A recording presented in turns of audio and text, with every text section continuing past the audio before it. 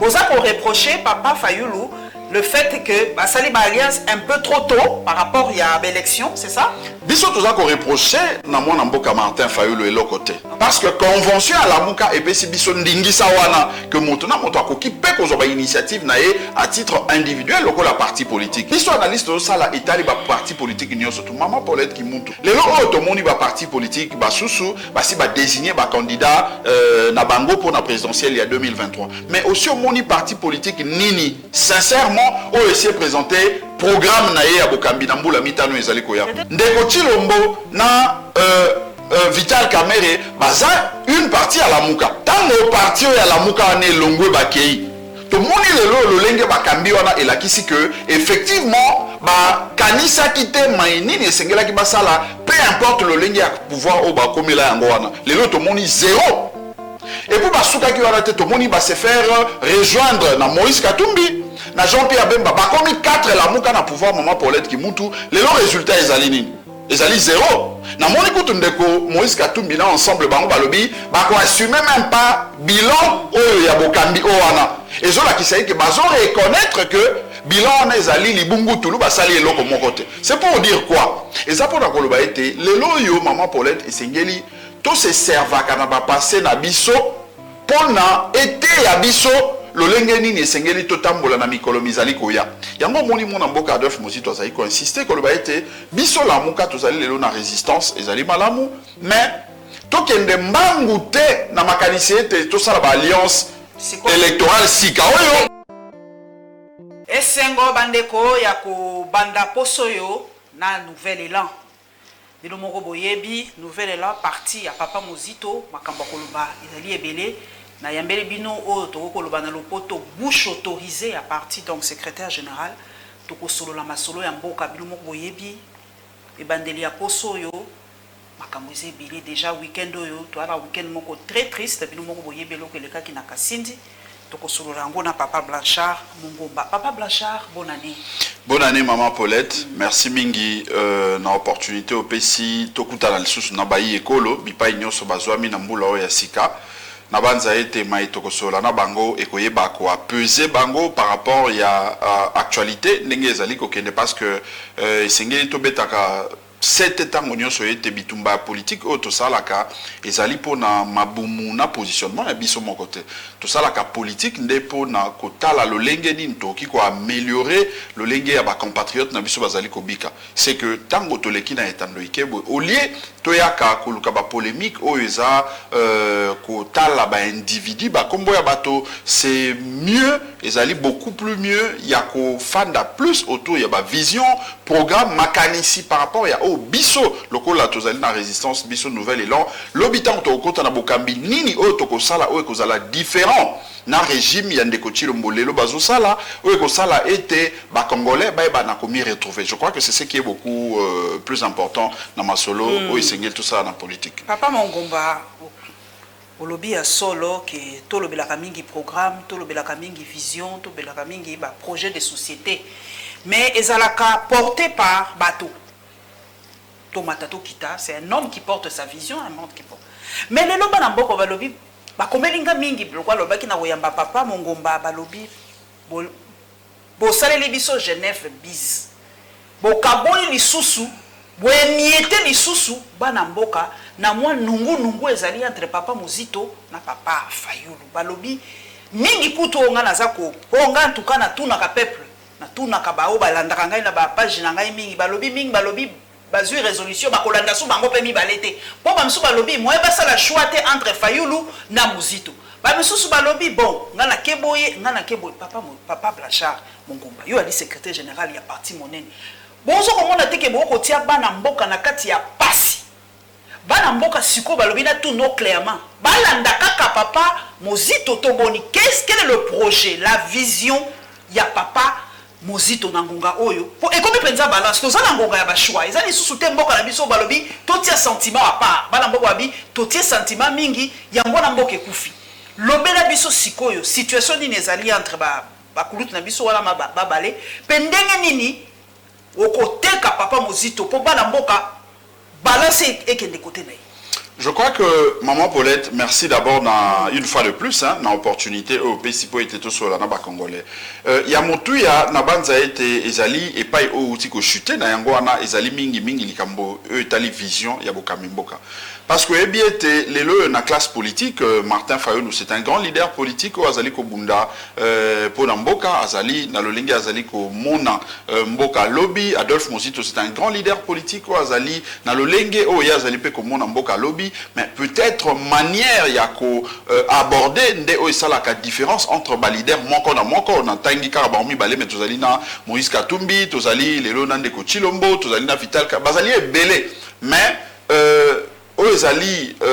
en tout cas, point commun, Ezali Ezali Congo na ba Congolais. Mais moto na moto azali sikao na lolenge oyo azo maniola pour na kosala ete Congo yango lobby ezala lolenge mosusu par rapport ya lolenge oyo tuza ko décrier lelo pe ba Congolais babika malamu na ndenge ezali koya. Lelo oyo na banza ete mwana mboka Adolphe Mozito azali na souci mingi te na ndeko na ye mwana mboka Martin Fayulu mais et sengeli tango nyonso tolobaka ete na politique ezali mingi de makanisi oyo esengeli tocha liboso yambo ete tocha bakombo ya ba individu et yango façon ya komona wana nde esalaka ete omona bato mingi ba comprendre te lolenge nini makambo esengeli kokende lelo na nouvelle elona mwana mboka Adolphe Mozito to bandi ete na kati na lamuka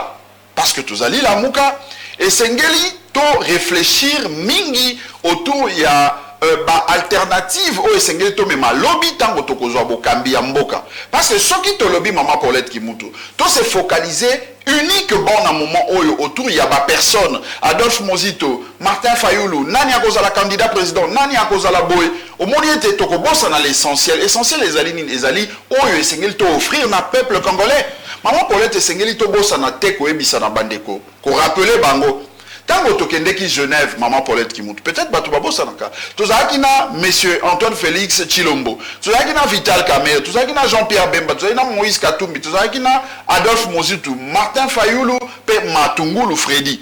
tango bakomi na Genève bakei c'est vrai maintenant moto sûrement que azalaki na programme na encore que moyen na lobela détail était parce que na monaki ba programme ya ba susute mais biso nouvelle là Adolphe Mozito tozali na oya ye programme mais tango bakomi na Genève balobela makambo ba programme te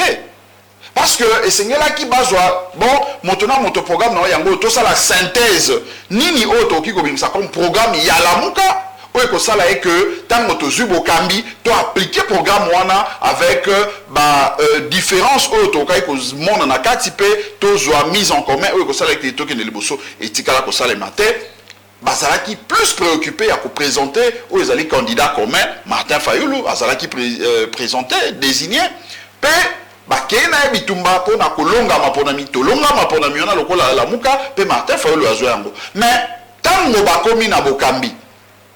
parce que awa nazolo bayango na métaphore je crois que bandeko esengeli basala effort mingi ya comprendre mamni na oloba parce que ndeko Chilombo na Vital Kamerhe baza une partie à la muka tango parti ya la muka ne longwe bakei to moni lelo lolenge bakambi wana elakisi que effectivement ba kanisa kite mainini esengela ki basala peu importe lolenge ya pouvoir au bakomela yango wana lelo to moni zéro et pour basuka ki wana te to moni ba se faire rejoindre na Moïse Katumbi na Jean-Pierre Bemba bakomi 4 la muka na pouvoir Maman Paulette Kimutu lelo résultat ezali nini ezali zéro na moni kutu ndeko Moïse Katumbi na ensemble bango balobi bako assumer même pas bilan oyo ya bokambi owana ezola kisayi ke bazo reconnaître que bilan wana ezali libungu tulu basali eloko moko te c'est pour dire quoi eza pona koloba ete lelo yo Maman Paulette esengeli to se servaka na ba passer na biso pona ete ya biso lolenge nini esengeli totambola na mikolo mizali koya yango moni mona mboka Adolphe Mozito azali ko insister koloba ete biso la muka tozali lelo na résistance ezali malamu mais tokende mbangu te na makanisi ete tosala ba alliance électorale sika oyo ngongane ezali précipité pour na monaki 3 leaders politiques ya mboka la biso Martin Fayulu Denis Mukwege na Matata Ponyo basalaki moi communiqué commun par rapport à la situation ya mboka boza ko reprocher papa Fayulu le fait que basali ba alliance un peu trop tôt par rapport il y a l'élection, c'est ça? Biso toza ko reprocher na mwana mboka Martin Fayulu eloko te. Azali na droit na liberté na ye en tant que leader politique lokola mokambi ya parti na ye ya kozoba initiative oyo ya ye oyo ezali malamu pona parti na ye parce que convention à la muka epesi biso ndingisa wana que moto na moto akoki pe kozoba initiative na ye à titre individuel lokola parti politique. Mais c'est quand même biso analyse autre ça ko sala et ça okinde au-delà ya la muka. Parce que la muka ezali kaka moi composante na kati ya classe politique ya Congo. Biso analyste au sala itali ba parti politique nyonso tout Mama Paulette Kimuntu ozali mopanzi sango ya monene na expérience ya monene. Lelo oyo tomoni ba parti politique ba susu basi ba désigner ba candidat na bango pour la présidentielle il y a 2023. Mais aussi au moni parti politique nini sincèrement oyo essayer présenter programme na ye ya bokambi na mbula mitano ezali koya. Peut-être azobanga bato mosu bayiba bayide te. Non mais bato bayiba pourtant le contraire de mutu ezali valable. C'est-à-dire esengeli ko banda par ko présenter programme na yo pour peuple amona ki programme ya Mama Paulette oyo par rapport ya situation na ngai na okaki ozali ko ba makambo ya lotili ki awa loi ezali me ba appliquer yango te mais Mama Paulette lokola lobi ta ko salela yango ngana ko voter. C'est ça donc esengeli normalement ba programme est précédé ba personne. Il faut pas changer le paradigme. Effectivement, Mama Paulette. Parce que le problème, c'est quoi? Au moment où il faut pas tokanisa ete Congo to vivaka na planète Mosusu. Congo to zali na kati na planète moko o to zako vivre na bamboka lokola ba France, bamboka lokola ba Sénégal, bamboka nyonso wana. Et démocratie o to ça la lelo et bandi na Congo te. Démocratie na ba parti moderne lelo ba parti politique moderne ndenge za ko salema lelo na mboka na biso e bandi pa na biso na Congo te et esengeli to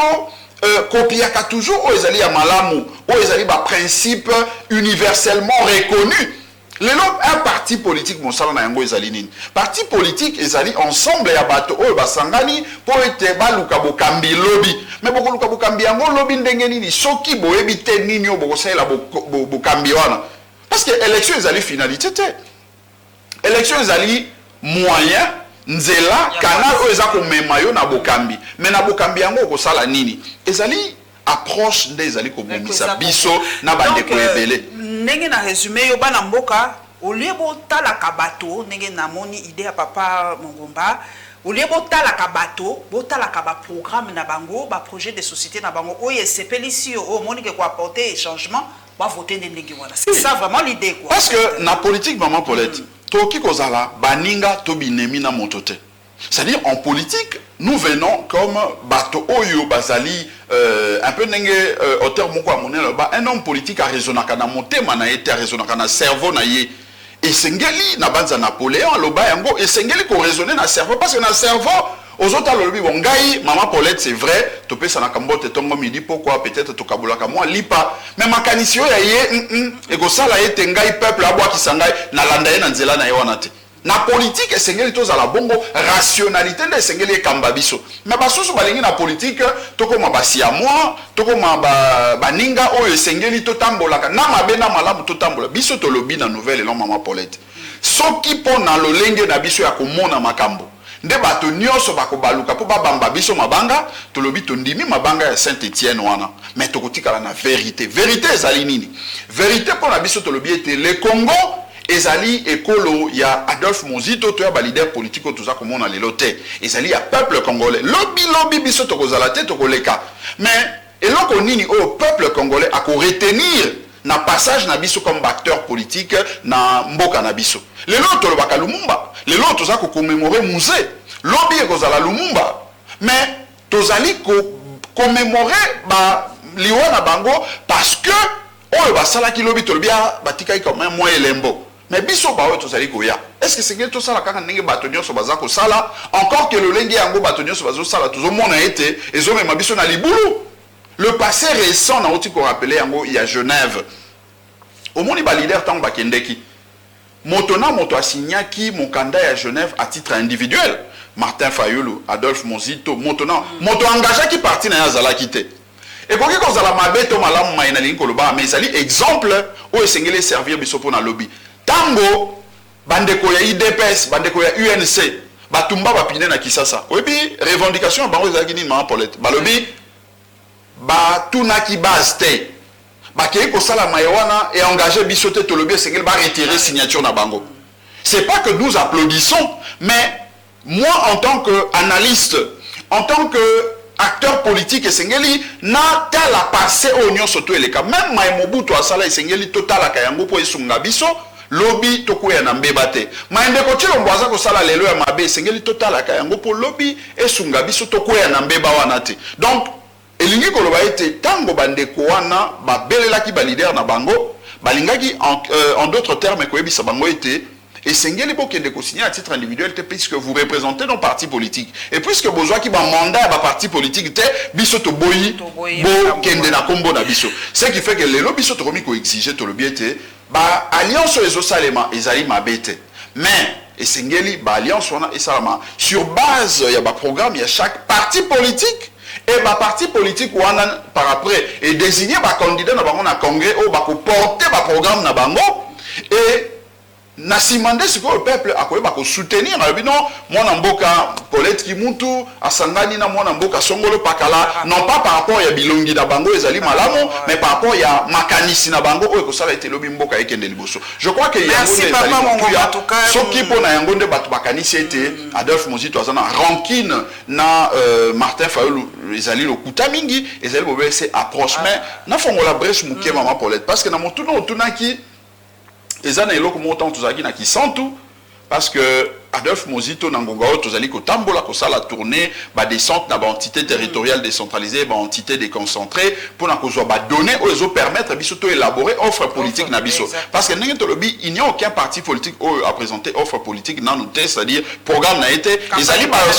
y compris biso moko nouvelle élan. C'est comme ça que tango alobaki na ki centre été ba ensemble misato soki osangisi yango ensemble on a ceux qui les alliés vides dans kati et comment taper mboumakaka il y a ensemble vide ensemble A ensemble B ensemble C ceux qui se mettre ensemble alors que ensemble on a nion ceux vide dans kati et comme ça ensemble D ou le pesa vide dans kati bah tu vas le bien non afingi Martin Fayulu non afingi montoté et ali interpellation pour na yemoko y compris c'est-à-dire na Congo na moya lelo ndenge tozawa il n'y a aucun parti politique au public monte aussi to moni à présenter au ezali bon programme na eto projet na ya bokambi lobby nde ya lobby au lieu to précipiter to se précipiter na ba alliance ya lolenge wana to sala na ba programme ce qui to ebete matata ponio pona este azokanisa boy pona gouvernance économie en mboka makanisa yango yo pona diplomatie nde sika to lobby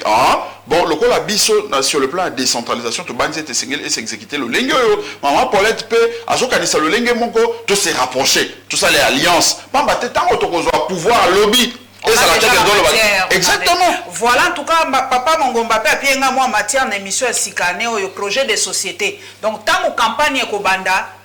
ba parti politique fauteuil rouge yango boya ko mbalo penza to ko banda ko décortiquer ba projet de société na bino po to lobi mbalo to ko voter sous na sentiment to ko voter parce que za moluba to ko voter parce que za li Mkongo to ko voter parce que za Mswahili to parce que za li na bosa na Mkongo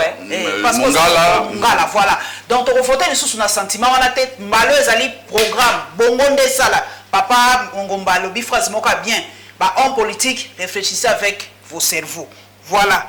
To qu'est-ce qu'on a sujet et ça li pe moi pas si mingi na kotangela bino tweet ya maman Nathalie Yambo na yebi ke bato bazalaka na Twitter ba yebi mama oyo makasi alobi les pannes d'électricité perturbent l'économie et les citoyens sud-africains. Cyril Ramaphosa annule sa venue à Davos, donc Davos na Suisse. Un attentat meurtrier en deuil la République démocratique du Congo à Kasindi. Félix Tshisekedi va à Davos, les uns les autres. Papa, tu continues à me sujet. Est-ce que papa Félix Tshisekedi, il fallait nécessairement à Kendeka Davos sango malgré situation qui pour Batomingi va reprocher Pébiso Baloui pour ça la comparaison pour la ligne entre Sud-Afrique et RDC entre Ramaphosa et Tshisekedi c'est pas la même chose, c'est pas la même histoire, c'est pas le même pays. Mais moi c'est le quoi Nathalie Yambo azali intelligence mon une panafricaniste à lobby, il est pas choqué. Bato bakufi na mboka na yo nozuka même kaka avion okei kaka Davos sango toko gagner nini na Davos sango eza d'abord nini ezali nini toko gagner nini na Davos wana Il y a Liboso. Davos, c'est ça Davos. Davos. Il y a Liboso et Sengela qui n'a pas présenté d'abord ma condoléance na population. Il y a partie est précisément na Kasindi et pas yoapi lobby les Camboya somo ya mawe comme la ki bango bombe wana explosé ou faire perdre biso plus de 10 compatriotes, plus de 30 blessés et ali en tout cas ba acte au Sengelito condamné en gros avec la dernière énergie. Moi mon kepo balobi ali Daesh revendiqué hein. Daesh revendiqué attentat yango pe balobi bato bakangi kuna bali. C'est un Kenyan de bakangi kuna moins information moké. Voilà, donc tous allez condamner en gros en tant que secrétaire général il y a Nouvelle Élan lobby na Twitter qui n'a ça qui moi tweet pour que ça a été biso Nouvelle Élan tous allez condamner Maïwana pambate tous allez parti politique au bitumba ya est ezali bitumba na biso tous allez parmi ba rares partis politiques au tous courage peut tous allez battu ali bosso au toloba qui polele te sengel tout ça la guerre na Rwanda pour na ko sala été Maïwana et Sila atako bande ko bakanisa qui était zalaki bozoba mais lelo bato mingi bazongi na raison pour nous comprendre était vision na biso ezali ya malamu pe banso bazali kolanda yango lelo donc ba condoléances nangai tozali des cœurs na ba deko na biso yangambo wana mais maman Paulette qui mutu na banza était omoni ndenge na uta ekoloba tant tuza ko sala politique tozo sala yango pona biso mon côté bokambi ya ekolo ezali ko salema pona bae bazali liboso na yo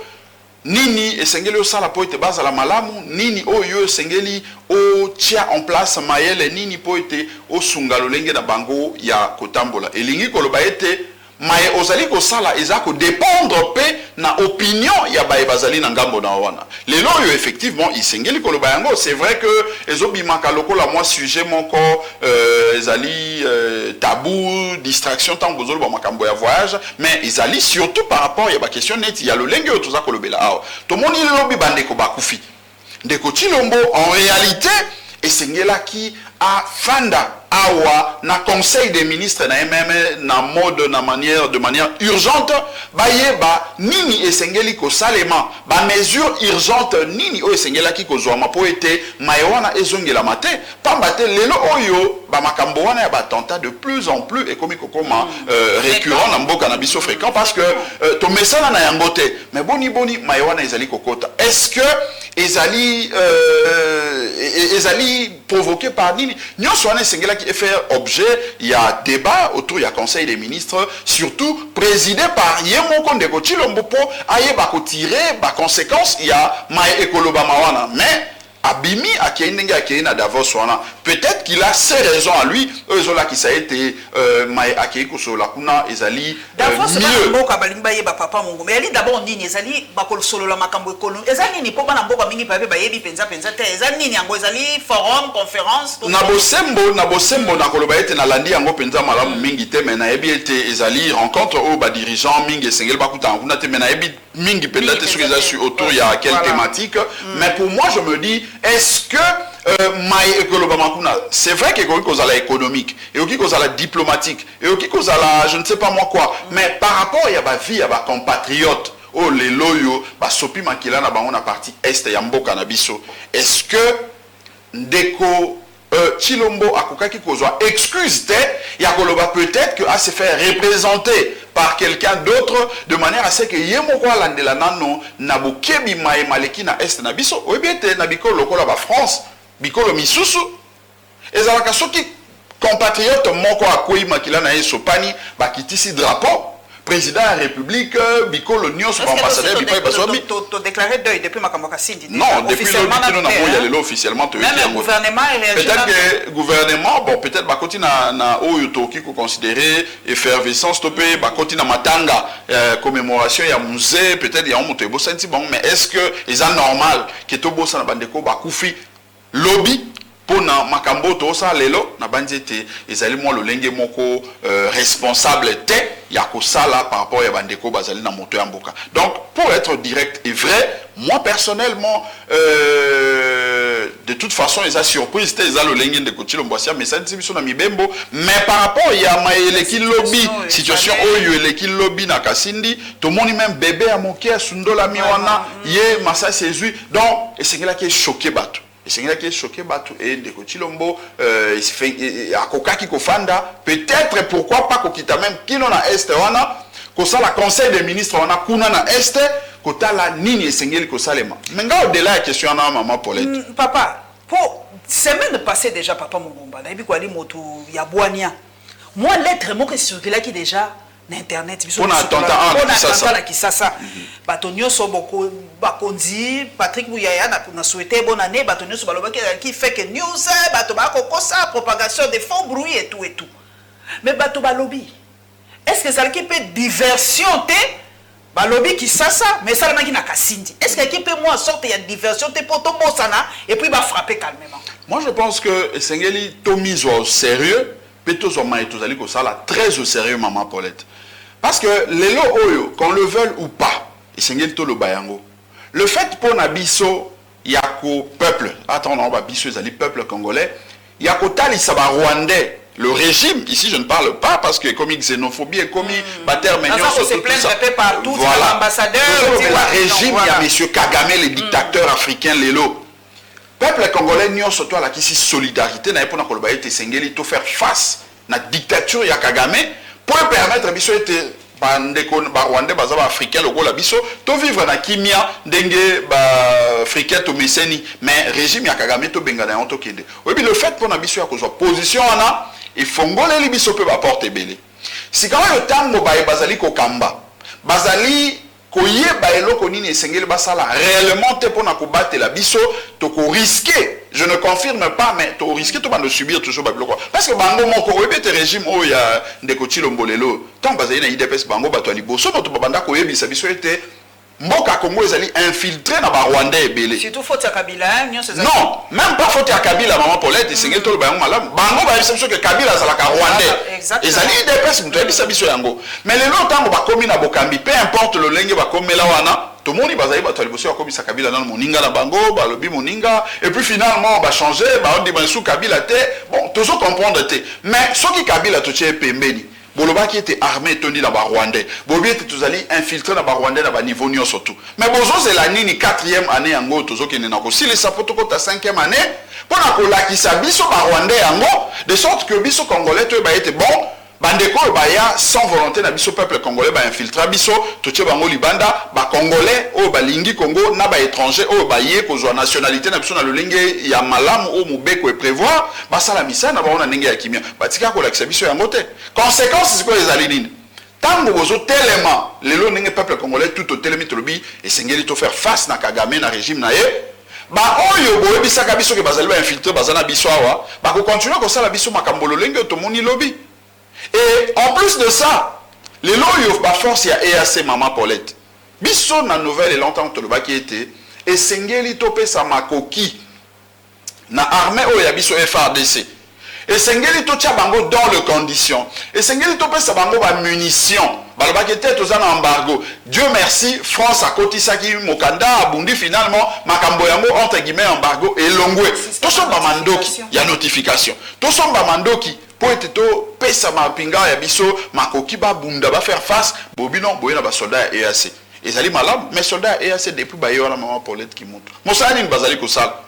awa sika oyo ba révélation ndenge uti ko bimana que non parmi bato yango ba Kenya bazali na kati mais est-ce que to koki ko réfléchir te que est-ce que ba Kenya yango ezali peut-être parmi ba oyo bazali na kati na ba force ya EAC puisque armée na bango batinda ki pe moi ba élément na bango na kati na ba force ya EAC. Tout ça, ce sont de réflexions en tant que bateau, et c'est qu'il faut réfléchir pour tout à l'heure comment nous devons nous comporter. Voilà pourquoi Bisso dans Nouvel Élan. Ici, je dis haut et fort, et puis officiellement d'ailleurs, que nous soutenons la démarche de la société civile, au Nord Kivu, au marché, mercredi, pour exiger départ, il y a la force, il y a EAC. Biso nouvelle là tous allez des cœurs na bango. Tokoki ko bima à part ko bengala en fait pas ko bengala mais ko retirer ba force wana. Est-ce que biso moko mboka na biso République démocratique du Congo. To ko résilier contrat na te appartenance na EAC. Et là on dit ça ko empêcher biso to bima na EAC. Mais biso nouvelle élan tous allez na démarche wana maman Paulette qui mutu. Ndenga na lobi a été tous à soutenir ba force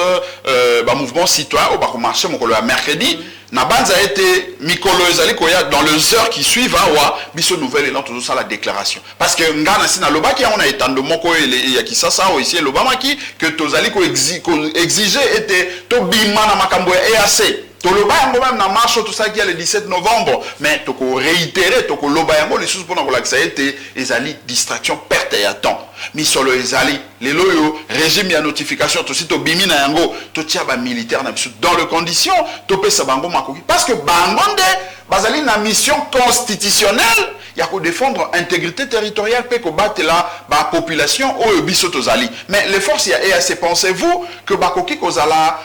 na souci à ko bundela ekolo Congo ko leka biso moko ekolo Congo donc ezali vraiment perte ya temps oyo tozali kolekisa na ba présence to pena accord o to sel na bato ya EAC wana isengeli ko exiger bango ba kende to exiger gouvernement akata makambo ya EAC wana to armer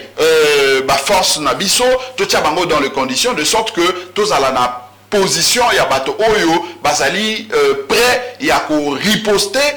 devant toutes sortes de menaces ou de gauche ou à droite. C'est pour ça que Mobutu Azaki respecté en Afrique, armé na ezalaki vraiment salué et les lots ceux qui tout sali bongote na base a été classé bien voilà, ba classé biso 8e. Ba classé biso 8e. Si bien que il y a peut-être à boire et à manger na ba classement en AP, mais ce qui est avantageux, ce qui est positif, c'est que na ba force o tout bazali na kati na armée o ya EAC wana mo bazali kolo na bisote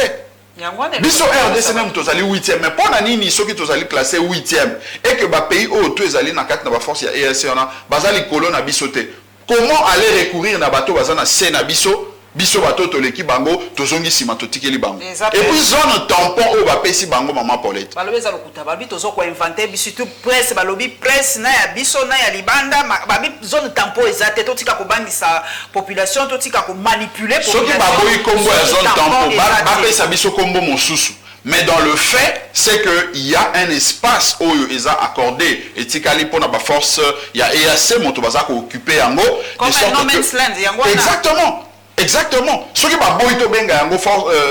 zone tampon parce que na époque ba signé ki mikanda na bango wana na Luanda maman Paulette. Ba binisa ki ba texte soki mi balé soki mi sato. Mosusu balobela ki zone tampon wana. Tango sele makele ba bimisi yango ba bendi yango. Ba eko bimisa mokanda mosusu na anglais. Ba eko bimisi finalement mikande bima soki mi sato soki mi nei. O ba eki ko signer nde pai o balongola ki makambo ya zone tampon. Mais soki otangi explication ba pesi ba accorder été bazala na espace o ba ko contrôler sans que ba force ya M23 ba kota wana sans que ba force o ya biso ya FARDC ba kota. Administration na biso ekota pe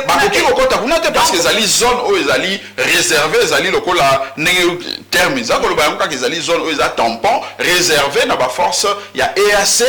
pona koluka ko mettre biso ensemble soi-disant. Or, depuis que ma force wana pe baye, ba M23 bazongi simate. Baza ko continuer ko occuper toujours. Donc, eza pona ko la ki sa été to koti na o ezali distraction. Yango mona le bito zo peuple congolais au sérieux. Biso moko peuple peto miso au sérieux. Tozo mai tozali ko sala au sérieux. Parce que il faut pas to kanisa été soki bae bazali ko kambawana bazana monopole ya maye bazali ko sala bazali na monopole ya ko réfléchir non biso tout ozana droit ya ko réfléchir soki mabe ezali to ko banga moto te to ko lobela e na ko tala e na miso ete mabe ezali esika wana esengeli to bongisa yango papa Mongomba tala bana ya mboka na miso question directe est-ce que balkanisation est déjà effective na RDC mais makambo neti o ya zone tampon wana to ko benga yango ni plus ni moins ezali déjà moko ya ba élément o ezali ko matérialiser plan ya balkanisation en mboka na biso parce que balkanisation ezali nini tant to lobaka ete ekolo Congo baza kolinga okata yango bakozwa te balobi ville ya Kisasa to kumbi yango to kena yango na Brazzaville non et kozala toujours wana mais le problème est que bako faire perdre bino contrôle souveraineté na espace wana et comme espace ya bato basusu toute population que la kuna balongwe population congolaise ba pesi bango kombo mosusu na pesa exemple ya dès que basala ki na Soudan par exemple est-ce que ba kosenga autodétermination des peuples pour na ko tanga ka biloko mosusu na kongo ba mwanzo to malili est-ce que ba population ya ba côté wana wana ba côté wana est-ce que ba kosenga bango à la longue autodétermination to ko ke na référendum to ndenge nini ko salema maman Paulette logique ya ba ennemi ya ekolo Congo ezali ya kolakisa solo ete bandeko o bazali na est ya République démocratique du Congo ba faire croire bango que bandeko na bino ya ouest oyo ndambo mosusu ya Congo kuna balingaka bino te La preuve c'est que tala uta bitumbe banda awa na ekolo na bino na parti au bozali plus de 20 ans beaucoup bakakaka kukufa mais bango kuna bamelaka masanga babina ka miziki basala ka makambo nyonso mais bino wa bozali kobika malamu te tala lelo oyo omoni ndenge Rwanda akomi moi ko se développer muke afongola si bien que développement on appelle ezali kaka trompe l'œil parce que surtout bito qui est sur le plan indicateur économique to ko démontrer te ezali nango eloko ya malonga te bala ki sa que awa ko ya ko sala affaire et pas na biso na Rwanda na Kenya ba pays o nyonso to ezali frontalier na bango kuna. Et malembe bakoyebisa mais bon monite que esengeli na bino bozwa botombola mongongo na bino pona koloba ete bino bokomi ekolo mosusu pamba te bandeko kuna bazo ezali tout un processus. Il y a tout un plan où ezali élaboré pona kosala ete mboka na biso ezala balkanisé mais plan wana ekozala de jouer kaka na biso ba congolais soki to fongoli misongonga oyo ezali gouvernement songolote. Gouvernement Pakalate, c'est le peuple, c'est nous, en tant que peuple, de Sengeli to telema, to revendiquer tout tombola mongo on a bisu. Sengeli lelo to reconnaître, to beta maboko quand même que peuple congolais a commis un niveau d'éveil au que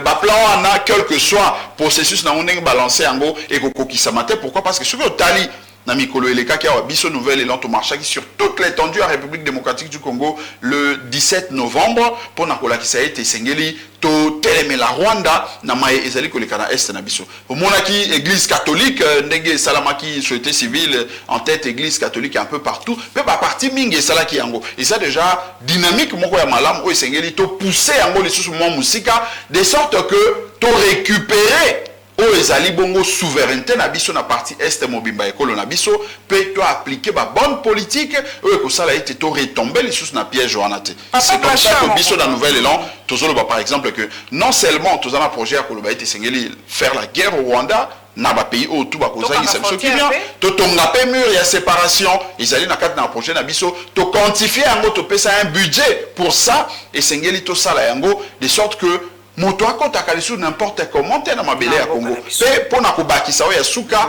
o tozali ko benga tolobi esengeli ko passer na o tolobi bongo ba titrisation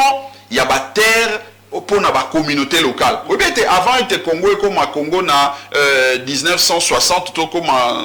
reconnu hein na niveau ya Libanda pe même na 1885 na conférence ya Berlin avant était la reconnu lokola état indépendant. Il y a des communautés qui vivent avant que tout comme état indépendant du Congo. C'est quand même des communautés qui ont Anatolobi et c'est qu'il faut reconnaître bango droit à propriété. Parce que bango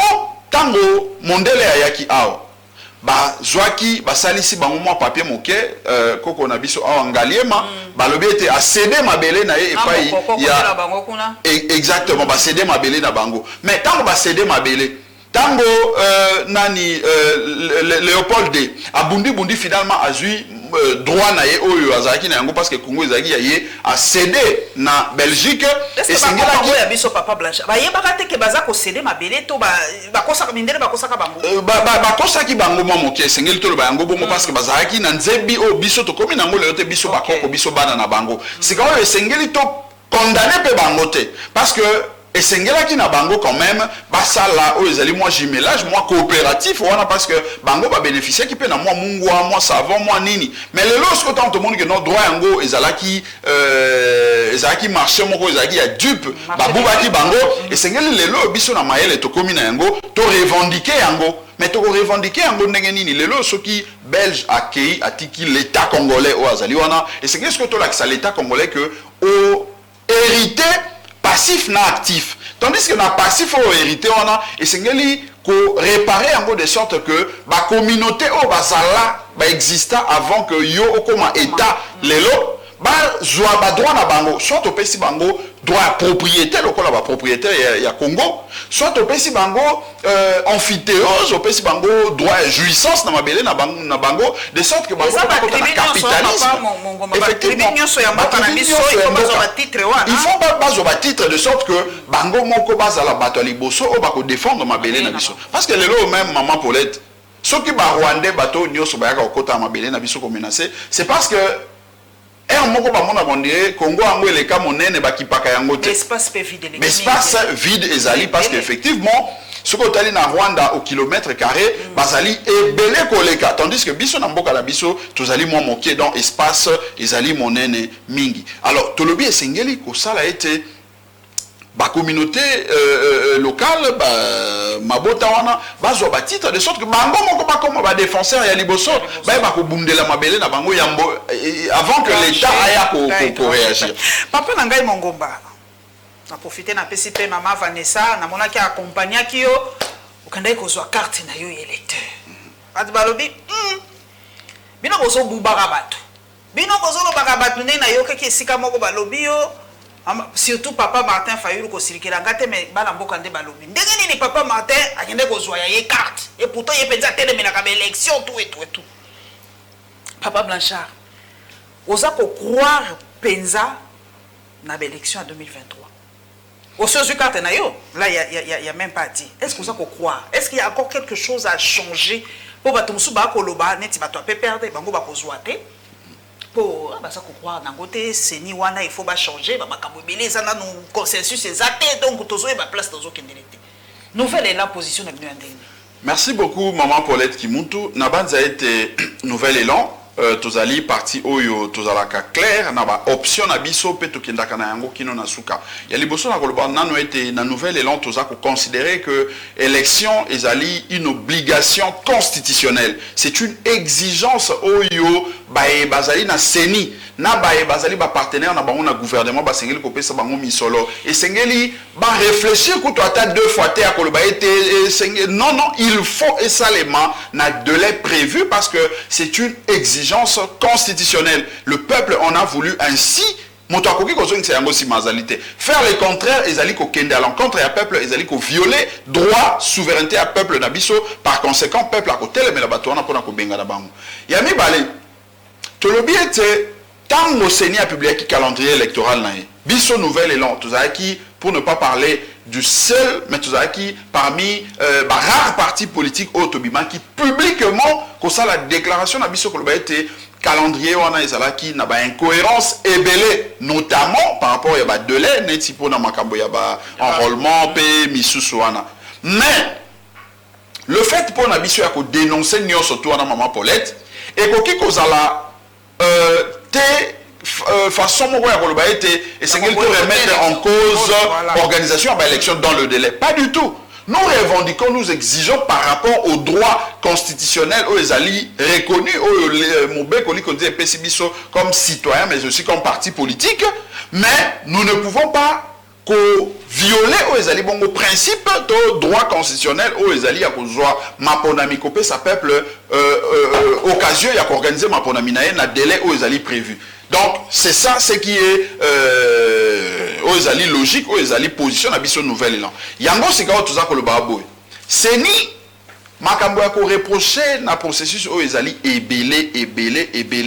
Mais nous continuons à croire que il suffit il y a bonne volonté moké na niveau batu ya seni mais surtout respect ya mibeko pour être maponami et salema na lolenge au peuple azali ko souhaiter yango parce que nakati na lamuka tolobelaki makambo ya consensus pour na loi organique ya seni bato sate tolobelaki makambo ya consensus pe réforme par rapport à loi électorale bato sate tolobelaki même pour na calendrier électoral nyonso wana bato si yango te mais maintenant que bachebiso na situation où que il faut tout ça là na lolenge bango balingi wana tolobi tout ça ko zo ba disposition comme peuple pour na to contrer aux ezali ba stratégie na bango aux ezali ya koluka ko sala été soit to boycotter ba élection soit to kende ba élection pour to zoate biso to tcheba contre stratégie ou ko sala été to ko kende ba élection dans le délai constitutionnel to lingi makambo ya glissement te mais surtout to kolonga maponami wana parce que to ça ko sensibiliser peuple to bi kende ko s'enrôler massivement zwa carte na yo to lingaki biro ya kadimate ba tche yango contre volonté na biso toko déjouer maele na bango o bako ko sala ya mabe balinga kité en tout cas maponami esalema dans le délai na ba stratégie nyonso basala ki makalista bango ezaki to ba yo kabiso to lo ba ete non to sengel karato boycotter ba élection yango to kene na dialogue biso to bi pas question de dialogue soki dialogue esengela ko zala ezali o ezali dialogue technique biso tolobaki il y a 3 jours to fandi tolobiete esengeli tout se fixé autour ya calendrier esengeli tout se fixé autour ya composition à bureau ya CENI esengeli nyonso tout wana mais lokola bamoni ete bango bazali ba tout puissant parce que bazali na kati na ba institution bazana régime tant mieux pour na bango mais biso tozana peuple maman Paulette bango bazali na misolo na biso bango bazana manduki na biso bazana biloko to eza ya biso peuple mais biso tozana yemoko peuple ndenge ndeko moko alobaka bayibi koko me babosani bokoko biso tozali na bokoko donc bokoko na biso ezali nde epai na peuple ce qui fait que logique ya koloba ete tokotinda bato basenrôle te tokotinda ezali logique ya malamu te ezali logique ya koluka ko distraire peuple et moi je profite na caméra na yo maman Paulette pe na micro na yo pona koloba na peuple congolais nyonso bipai tout bazwami bon s'enrôler massivement bandeko parce que tant toko s'enrôler et que ça argument de taille ou que permettre biso été na 2023 tant que toko kede ko déposer ba bulletin na biso na urne to choisir ba parti politique ou ezana programme na vision malonga na dirigeant oyo akokumba programme na vision na ou que ça a été to memo alternative ya malonga ou que contrer ou to ça ko condamner les lots na bokambi ndeko chino en tout cas pour quelques poussières de secondes pour to komi na suka remaniement ya cabinet ya mokonzi ya mboka en tout cas cette fois-ci ayoki mbela ya population à réduire drastiquement ou mamsou balobi penza te cabinet naï pour na yo ezali qu'on réduire aussi papa Mongomba auto bengaka souvent le train de vie fastueux ya ba institution donc comme na monique présidence moi mbongo ko kitamoke par rapport ya ba dépenses ba sala depuis ba kota la bokonzi voyons voir ceux qui conscience, il y a qu'au réduire train de vie na bango parce qu'en réalité, moi je ne pense pas que moi batomi balemi sato il y a diminué ana des motos bango moto bazai kolia dépassement ils avaient ko salema na bango moto bazai kolia pas du tout. Non, papa Fortuna Bissele la zoli. Zali était. Mais solo celui dépassement ils avaient ko salema dépassement ils avaient ko salema et pas il y a moko ndeko Chilombo parce que l'institution, c'est le président de la République. C'est la personne de M. Chilombo qui est confondue dans l'institution président de la République. Donc, bateau tout baza tout autour na ye, bango baza ali kambote. Ata diminuer bango, ata bakisi bango ebele. Ce qui a le bien était à tous amibeko, loi budgétaire. Par rapport, il y a ligne où ils ont tracé pour na dépenses au yaye à koto sayango parce que c'est lui l'institution. Bao tout bazali wana bazali ko se greffer nde na ye. Donc, pour moi, ils allaient... Donc, on ne vole pas, mais on vole pour. C'est ça, solo?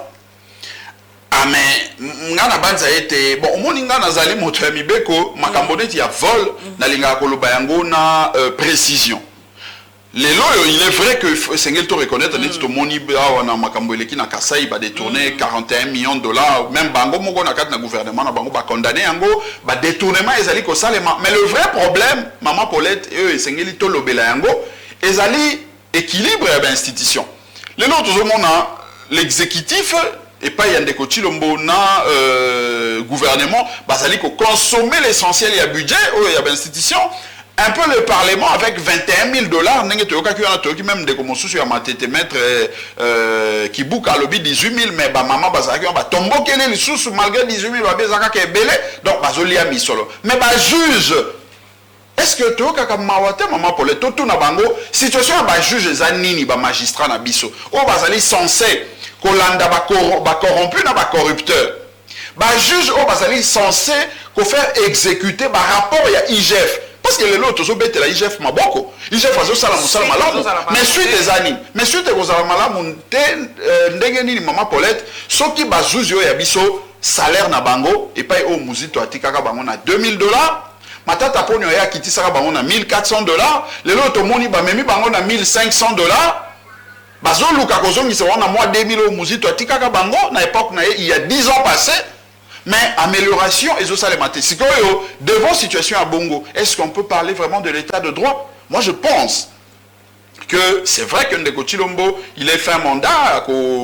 ça a un miracle à Kosalate et c'est ce qui va constituer justement son échec parce que tu peux démontrer que Boloba qui est état de droit, Boloba qui est le peuple d'abord. Mais on ne pouvait pas avoir l'état de droit, on ne pouvait pas avoir le peuple d'abord tant que le pouvoir judiciaire, qui est dans ma condition, merci le pouvoir judiciaire de moto et Zongi Saka, Manso Nanzela, les lois ceux qui totali Bokambio et Bango, Kobanda na projet 100 jours. ezalaki violation ya constitution kino na o nyonso to kino na moya ezosalema en violation mais nani akosanctionner yango tant que bango bachosifier bajuge. Les juges basent en indépendance oyo et sengel basent en yangote, ce qui fait que l'IGF n'y a surtout ça les moyens pas sanctionner parce que l'exécutif n'a parlement en tout cas du pouvoir d'abord va confisquer. Tango ba pesa ki biso sili kokoka en tout cas na zali susu ko présenter ba condoléances na ngai vraiment na bato ya Kasindi mawa mingi et ça dit vraiment pas ces images moko très violentes. En tout cas, j'ai passé un dimanche très triste. Surtout image ya mwana wana. En tout cas, tout se révolte. Le Congolais ne perdons pas notre capacité de nous indigner. En tout cas, tout élément. Trop c'est trop. En tout cas, les morts, il y en a trop. Vraiment pas si mingi pe na profiter ko pesa merci mingi na we alati singa lelo Bichilux pe merci mingi na petite sœur ya motema maman Vanessa Mongomba depuis les États-Unis na yebi que mère abongana pe pour ceux qui lelo bozo mona papa Blanchard Mongomba ko ngala boye maere ya koya c'est que derrière un homme se trouve une grande dame maman Vanessa bonne année na yo et to komona na balasi.